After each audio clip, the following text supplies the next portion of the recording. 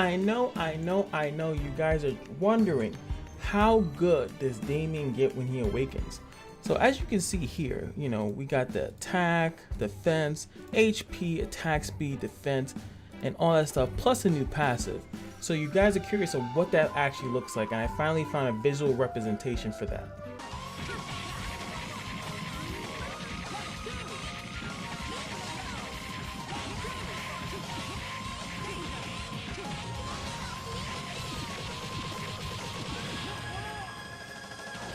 Looks good, right?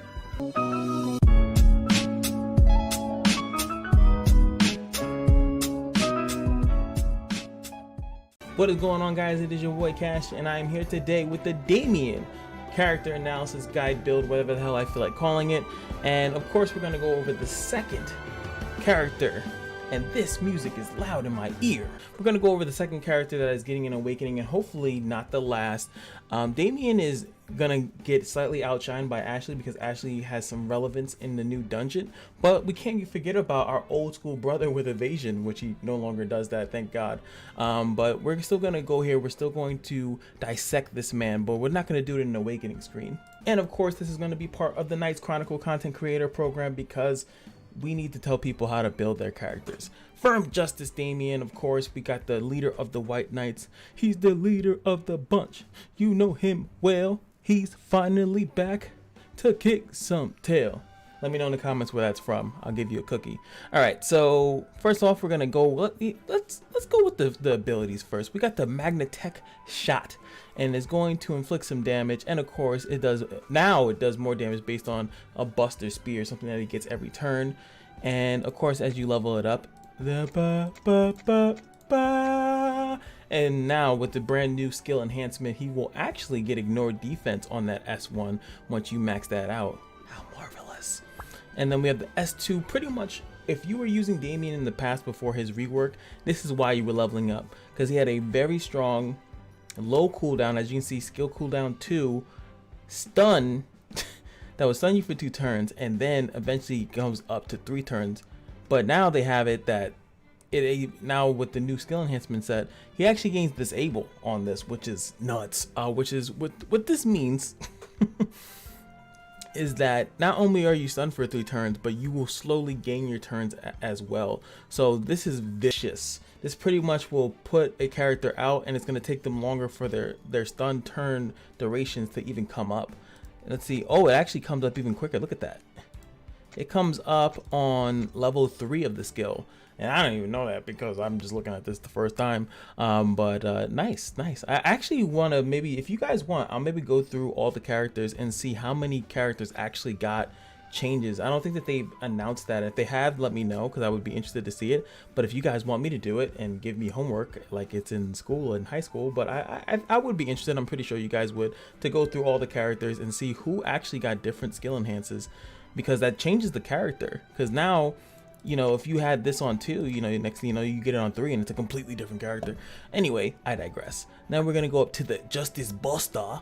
Now this skill was whack. I don't like S3s that don't hit either AoE or single target. Even a cone I can extend, but when it hits 3 targets, that's just kind of spastic. Not really my cup of tea, but it does have a 100% chance to inflict damage equal to 45% of the attack that ignores defense if striking 2 or more targets. So if there are more people out there, the better. It's kind of weird that this has a 100% chance and not just say also inflicts like some of the other skills. It's really weird, really witten. All right, so as you can see, something happens here. Oh, okay. So eventually at level 3, it just does it. It doesn't matter how many targets there are. It will just ignore defense. And then now the S3 at max will ignore defense, and then of course do additional damage that ignore defense, which would be a heavy blow. So it gets a lot better, obviously. Pretty good. His leader skill is, yeah, you're never gonna utilize that ever, because I don't know, let's be clear. I do like that they're experimenting with different leader skills, but at the same time, the ones that are just based off of element, based off of, stats, HP, multi-strike, stuff like that, that stuff is just overall better than like something that goes off the codex. I'm not too big of a fan of. But let's look at the Magnetech Barrier, which is his first passive, and it's going to give him a Buster Spear at the start of the turn and at the start of the wave as well. He can only get 2, which I've always hated when they limit how much he gets, because, you know, it would be cool, you can just have a bunch of them. But obviously there's a reason, because once he has 2, he will consume them to inflict 60% damage. But see, this would be cool because he does have stuff like this. He does additional damage when he has more Buster Spears. He will consume them once he has 2, but if he had more, it would incentivize you to, you know, stack them. Or if he gets stunned, he gets a bonus. He doesn't lose damage, he actually gains damage if he happens to get stunned and turns fly by. And these are the only skills that use it, but it also will use it once he attacks, right? So yeah, it's pretty much only when he gets stunned, but it'd be pretty cool. But also, once he does consume it, he gets damage immunity, which going into the 60 passive increases all allies attack by 40% for 1 turn when he gets damage immunity. Now he does obviously have his own way of getting it with the first passive, but he can also get it through other people. Any other way of doing it would be just fine. Now when he does have damage immunity, it increases his multi-strike and counter attack chance by 50% when he has damage immunity, which is bonkers. I think the max is 75% if I'm not mistaken, so you only would need to invest very small into his multi-strike and counter attack chance in order to maximize his spasticness, pretty much his ability to just become the truest Mega Man he could possibly be and just stop popping off, which would be amazing. But even further into that, now we have the Awaken level 60 passive, which is now he has a chance to renew damage absorption at the start of the turn, which is, I guess, a nice to have. I don't think that there is a dungeon where that is matters. I think that that's only for the PvP meta where people are bringing in Abel, and also because of Hamari, that's another person that does that, and of course Kane. There is no dungeons to my knowledge that have damage absorption, so it's just kind of weird that they put that there. I mean, they could make one later, but then they'll probably ban Damian anyway. Sorry, that was salt, but that was super salt. 80% chance to grant damage immunity to the caster upon multi-strike and counter attack. So that is amazing when you see this.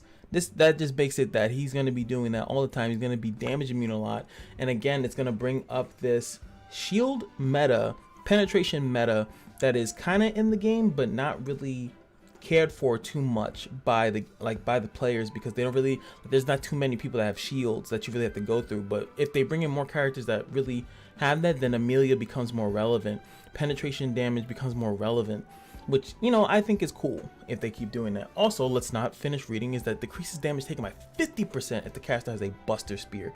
Here's my problem with Damian, is that he can counterattack currently before you get the passive. He can counterattack, use his Buster Spears, gain damage immunity, then he'll get a hit again, but he won't get another Buster Spear until his turn comes. So that is what kind of sucks about that. Unfortunately, you have to wait until he's fully maxed out, then he'll magically get damage immunity with 80% chance when he multi-strikes and counterattacks, which makes the whole Buster Spear thing irrelevant. But that is only after you go through the gauntlet of awakening him. So he's gonna be a beast, but he'll be a beast way later, way later. And if I do my math correctly, it takes 300 awakening essence to actually awaken a character fully. So it just kind of like, it's gonna take you a while, especially when you can only get 20 from the arena weekly. So you gotta make a decision. I personally chose Ashley just because he's kind of relevant at the moment, but I do want to get Damian up, and hopefully they introduce more different ways to get awakening stones, but that is another discussion for another video. Let us talk about gear. Now, if I showed you my current gear on Damian, you'd probably have an actual nightmare. It was a joke back in the day when he worked off evasion. If he evaded something, he would actually gain damage immunity, and if he gained damage immunity, he would get the buffs. But they realized, and people definitely knew, that that was absolute garbage. It was a terrible way of using him. But only once, I would say, like, this is cool, but remember, like I said, this only happens when his turn comes up. So at the moment, you're just gonna actually build him like a standard DPS. You're gonna go rage crit, or you're gonna go rage life, or rage, you know, whatever other thing that you want to kind of tack onto him. Give him some attack. He does have stuff that scales off of his attack. Like, obviously he's an attacker, he scales off his own attack. But like this one is S3, like 45% of the attack. So you want to get the attack as high as possible, and then of course it's gonna get even crazier at 60% when it's maxed out. But once you do get this, like once you do actually get the final shebang, you do actually want to tack on some multi-striking and some counterattack to maximize the craziness that is what he does. But you don't need to do it until you actually level this up. So in a weird way, you're gonna build him one way, and then once you're finished, then switch it up a little bit, just so you can maximize, get him at max attacking and counterattacking just when that actually happens, because he does gain this once he has damage immunity. But he can, like when you get hit, and I don't know if you guys have ever noticed this, it happens with my Christian actually a lot, is that he gets hit with a damage immunity, he will technically lose it, he attacks them back, and then he gains it again because he attacked, and then he gained it because he healed or something like that. So this is why you can actually cycle when this actually happens. Only when this is active, you can actually cycle his damage immunity and keep it up constantly, to the point where you would actually specifically need to have penetration to deal damage to him. And then when you do damage to him, if he has a busted spear, it will be 50% less. This guy is going to be an absolute monster. He's going to be a monster, guys. And I think that is not, I feel like Ashley's getting the spotlight, but Damian is going to head over heels be like, if you were to 1v1, it wouldn't even be close. I don't think, well, I don't know if Ashley has penetration. I don't think he does, unless you put the hero talent on him, which is what we're going to go into next. But I think if you go 1v1, he's going to win. He's gonna win. I mean, outside of, okay, Ashley goes first, stuns him for 3 turns, and then he's stuck in the Sikione, he's dead, you know. But if he goes first and he stuns him for 3 turns and disables him, so then Damian wins. Okay, we went right back to it being a speed war, which obviously, if you do want to run speed on him, some speed is not a bad idea. You run him at speed, so he goes first in arena, locks up a target really badly, I should say. 3 turns plus being disabled, yeah, that target is probably going to die before they do anything good.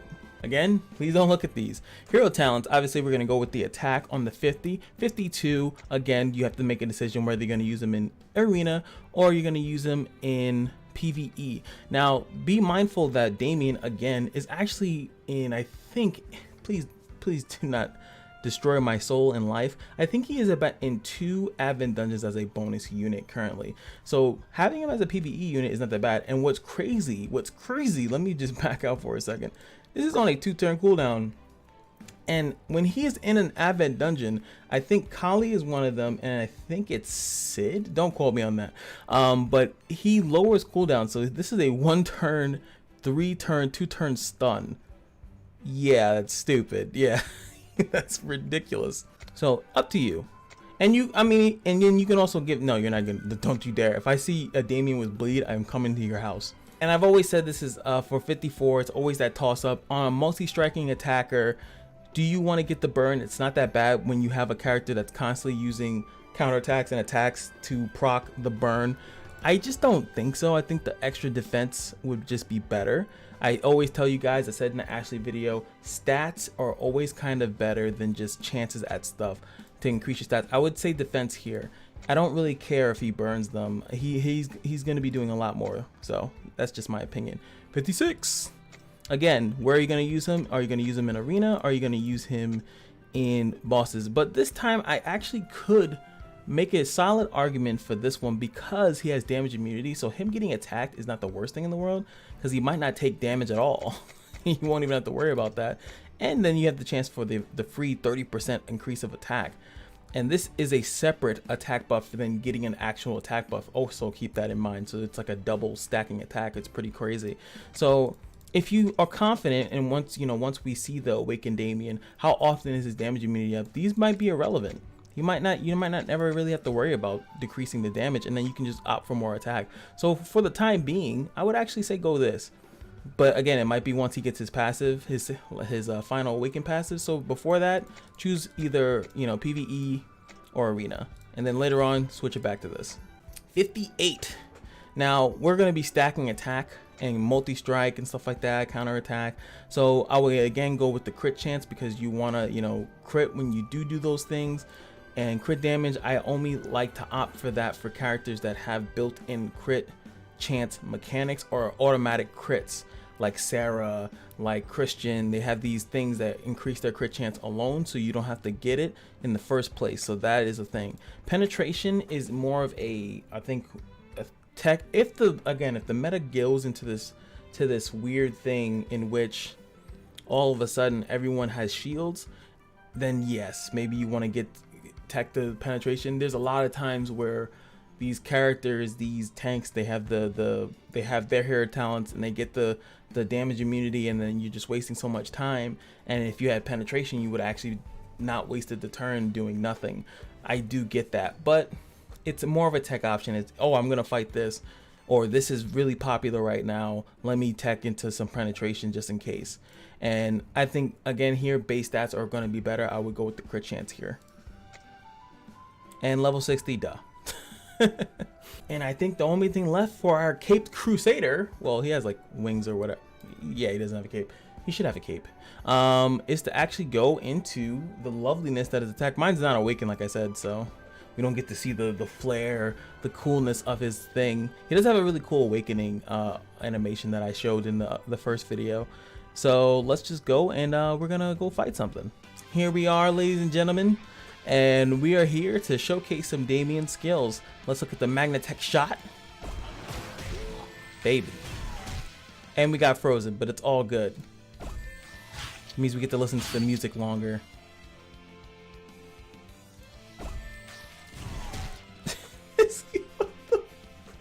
Yo, is this Bell? Is this actually Bell? Is this the Bell shot spotlight video? What the hell? Yo. Oh my god, that's funny. Alright, let's look at the S2. Love it. Very quick animation, and then they're stunned for like eternity.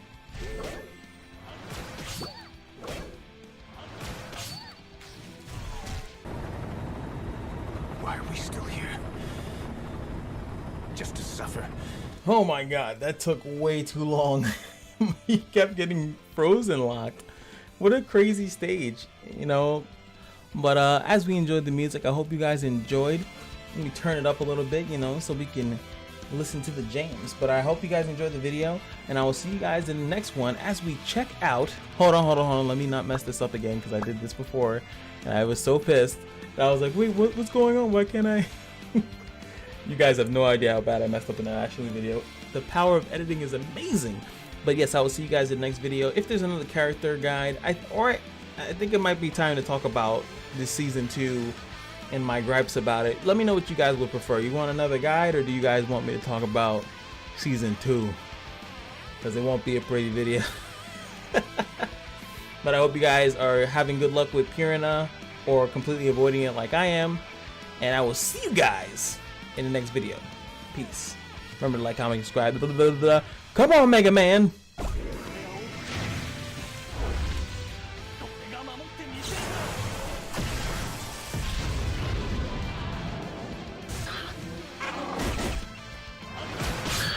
Yeah, that counts.